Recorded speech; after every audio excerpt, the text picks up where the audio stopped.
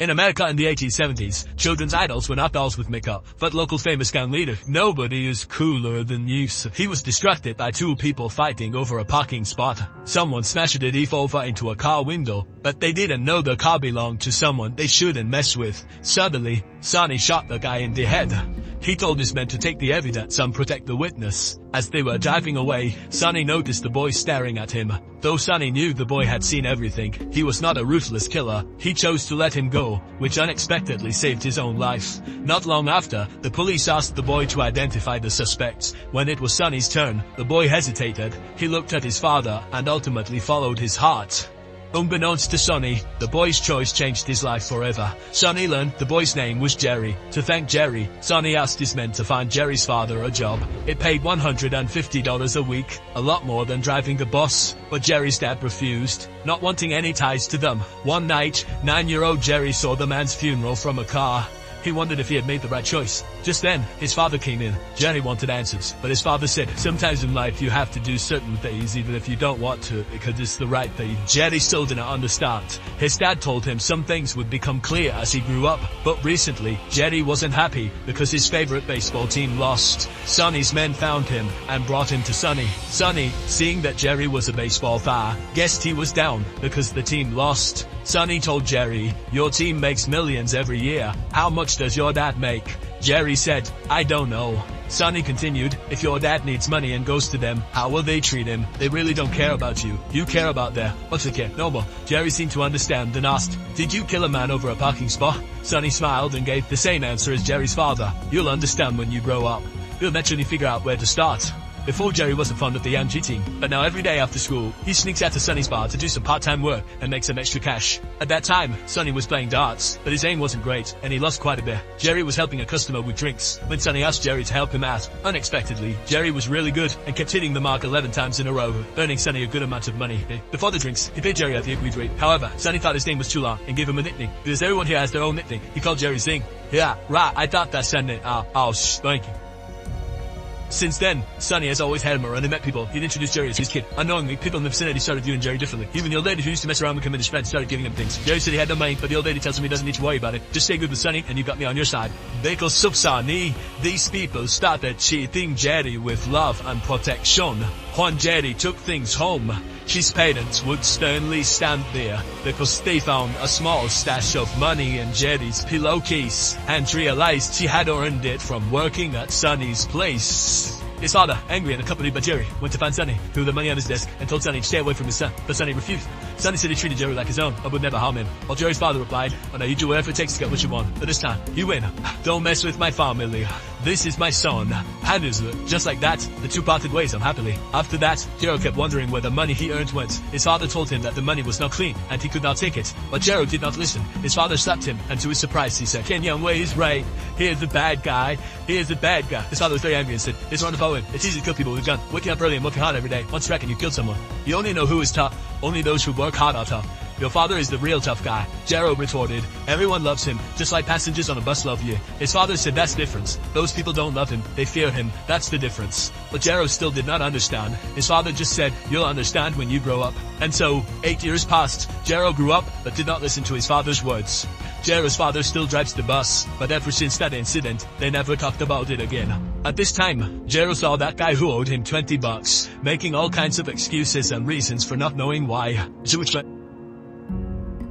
It's like a tumor. You must get rid of it as soon as possible. If you wait for it to grow bigger, it'll kill you. Jero seemed to understand. Sonny told him not to be troubled about such things anymore, as no one would care about him. You should care more about your family and the people who are important to you. That day, Jero met a black girl, Jenny, and fell in love at first sight. He gathered the courage to talk to her, and Jenny also liked him. They agreed to watch a movie together next time. However, the black neighborhood did not welcome him. On the contrary, white people did not like black people either. Passing through their neighborhood, some black hooligans beat them up. Jero promptly intervened and said to black man, Sonny and Jenny, I again told him not to mix with them. Otherwise, the one getting hurt would be himself.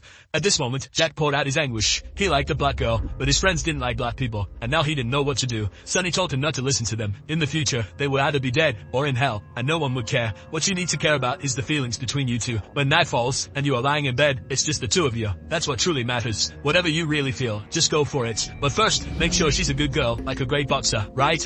A chance once in 10 years, maybe she can make everything smooth for you, but you need to test them in advance. Jack was curious about how to test it, and Sonny called it the card orders. Tomorrow, I'll lend you my car. When you go out, drive ashore distance, get out, lock both doors, and then start driving again. After the date, unlock the car door with the key, let her sit in the passenger seat, and then close the door for her. Go around to the back of the car and check the rearview mirror to see if she's willing to unlock the door for you. If she does, it means she cares about you. If she doesn't, it means she's a selfish person. All you're seeing of her is just the tip of the iceberg. You need to drop her immediately. The next day, Jack arrived at the date spot. As Sonny said, he got out of the car and locked both car doors, but Jenny came over angrily without saying a word. You have to ask me directly. I better go keep my friend. Isn't he clear about it? It turned out that the black guy Jack saved that day was her brother, but Jenny's brother stubbornly insisted that Jack was the one who beat him. He was very certain. As soon as that inch was up, the date ended before it even started. Jack drove home angrily. Unexpectedly, his father saw everything. Jack returned Sonny's car without saying a word.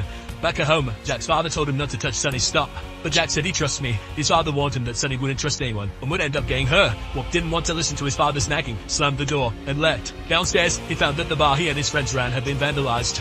His friends asked him to get in the car and go settle the score with the black guy. Just then, Sonny angrily walked over and pinned him against the wall. She found something explosive in her car, and Jack was the only one who had touched it recently, so she thought he wanted to harm her. But Jack said, "Why would I want to harm you? You take me with you." It turned out his father was right. Sonny wouldn't trust anyone. Jack got into his friend's car, ready to go teach the black guy a lesson. When he saw the gas canister in the car, he got scared, but he couldn't say he wanted to get out of the car. He didn't want to do anything. His lazy friend saw it in his eyes. As they went through a traffic light, Sonny called him out and sent him back to the neighborhood. Then one of Sonny's men said a black girl was looking for him. Jack ran after her. Jenny explained that he did save her brother, but at the time, he was just venting his anger at you. The two made up, but Jack was worried his friends would hurt Jenny's brother again, so they had to go stop them. Jack let Jenny sit in the passenger seat, and he drove from the back.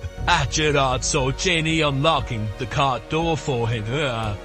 When he arrived, it was too late. His friends had already been burned to ashes by his own firebombs. Gerard realized that Sonny had saved him and ran over to thank him. He spotted Sonny, but it was a long way. He saw another guy with a blank but furious expression. Sonny's attention was drawn to Gerard, who shouted loudly, but it was too late. Sonny was shot in the head. This young man was the son of the person who was killed 8 years ago during the carjacking at Sonny's funeral. Gerard finally understood that what Sonny always said was true. Nobody would care about his death, and they would never die.